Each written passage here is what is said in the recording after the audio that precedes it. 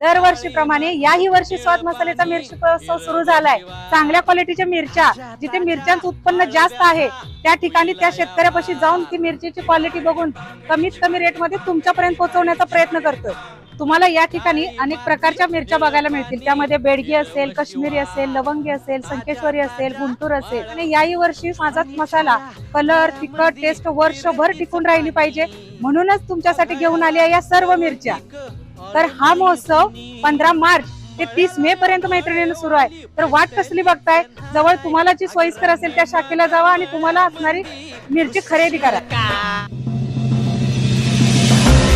वृक्षारोपण, पुस्तक वाटप आणि वैज्ञानिक दृष्टिकोनाचा संदेश, शिवाई प्रबोधन वाचनालयाचा अभिनव पुढाकार। वटपौर्णिमेच्या पारंपरिक सणाला पर्यावरण, वाचन संस्कृती आणि विवेकवादी विचारांची जोड देत शिवाई प्रबोधन वाचनालय व अंधश्रद्धा निर्मूलन समिती पलूस यांच्या वतीने एक महिला एक वृक्ष एक पुस्तक हा अभिनव उपक्रम उत्साहात राबविण्यात आला। उपक्रमाची सुरुवात महिलांच्या हस्ते वडाच्या रोपाचे पूजन करून करण्यात आली।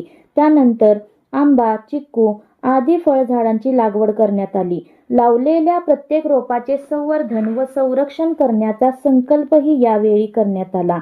याचबरोबर उपस्थित महिलांना डॉक्टर नरेंद्र दाभोलकर, डॉक्टर तारा भवाळकर तसेच वारकरी संतांच्या विवेकवादी विचारांवरील पुस्तकांचे वाटप करण्यात आले। पर्यावरण संवर्धनासोबतच वैज्ञानिक दृष्टिकोन आणि वाचन संस्कृती रुजविण्याचा संदेश या उपक्रमातून देण्यात आला। यावेळी बोलताना शिवाई प्रबोधन वाचनालयाचे संस्थापक अध्यक्ष, अंधश्रद्धा निर्मूलन समिती पलूस तालुकाध्यक्ष व पर्यावरण संवादक हिम्मतराव मलमे म्हणाले, वडाची पूजा फक्त दोरा बांधून नव्हे तर वृक्ष लावून आणि विवेक जागवून करूया। निसर्गाप्रती कृतज्ञता व्यक्त करताना वृक्ष संवर्धन आणि वाचन संस्कृती जोपासणे हीच आजच्या काळाची खरी गरज आहे।